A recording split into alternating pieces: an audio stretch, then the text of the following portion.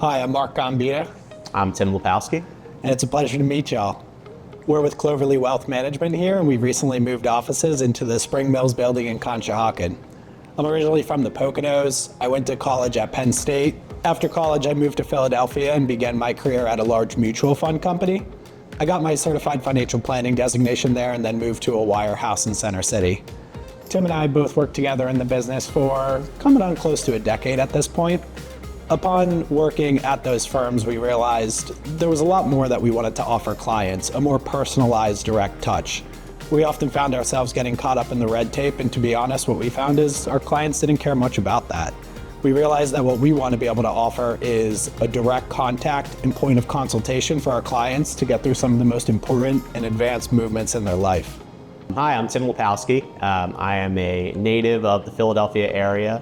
Grew up in Lafayette Hill, live in Lafayette Hill now. Went to LaSalle College High School for high school, and then I went to the University of Scranton undergrad and Westchester grad. I took a bit of a non-traditional route to getting into finance and wealth management. I studied school counseling and psychology. My training was really in secondary school counseling is what I went to get my master's for. It's what I wanted to do. And despite my lack of financial knowledge at the time, I knew that I loved helping people, and I knew that that was something that was very important to me. So from there, I started at a large financial institution, stayed there for about 10 years, teamed up with Mark at that institution in about 2021 in an official capacity. We left that institution and launched Cloverly Wealth Management in January of 2024. We wanted to create a personal touch that we thought was lacking. We wanted to be able to put our clients first, truly put their interests and their needs above all else. So we really feel like we're designing that here at Cloverly.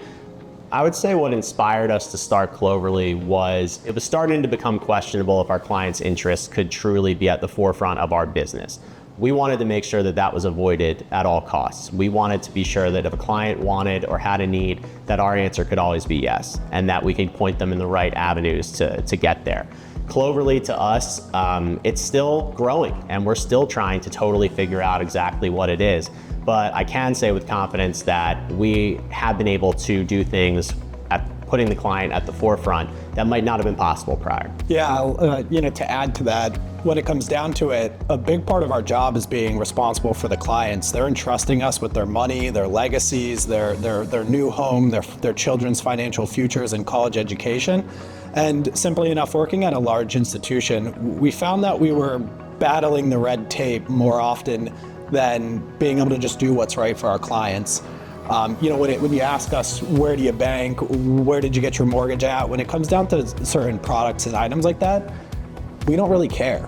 We want you to do what's best for you. And the way that we see it is we should be bringing a series of opportunities to put in front of you so that we can together as a team make a decision as to how to best benefit you.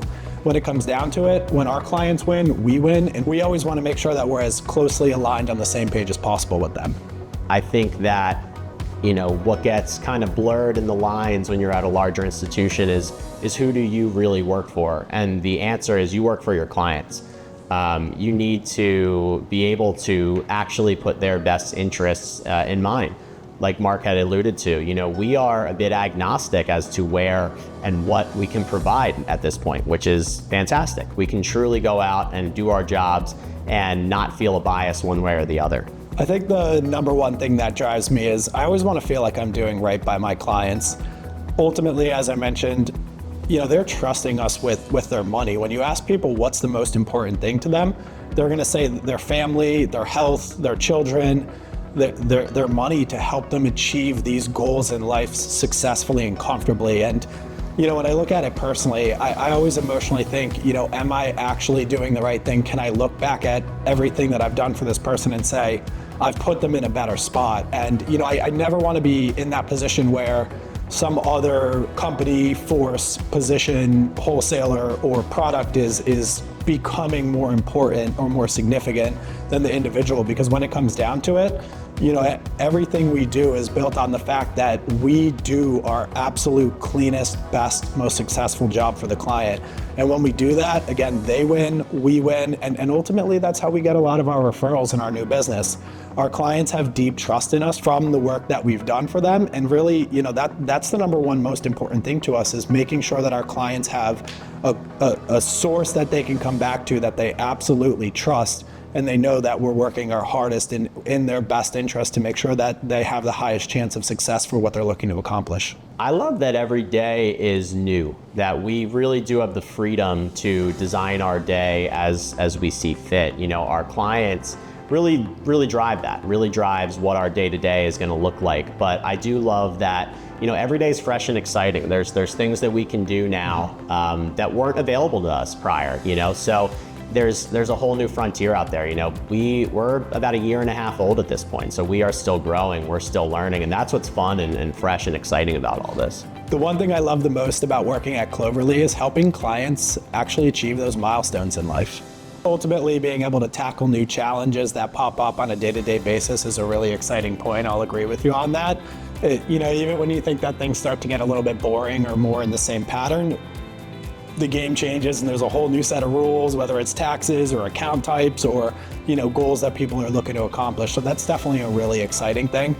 I'd say more selfishly and personally, what I get really excited about is just seeing the milestones in people's lives.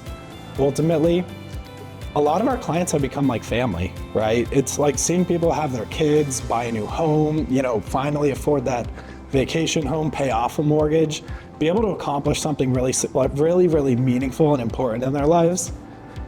That's what gets me going.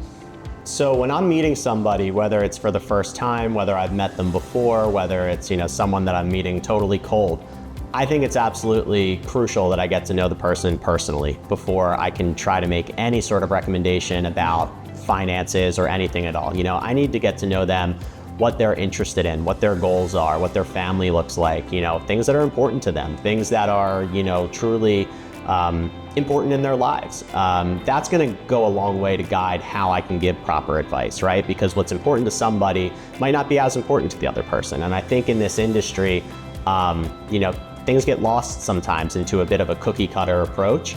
And I think unless you're really meeting somebody and getting to know them on a personal level, you can't make the proper recommendation. Of course, we want to make proper recommendations and really put a sound plan together.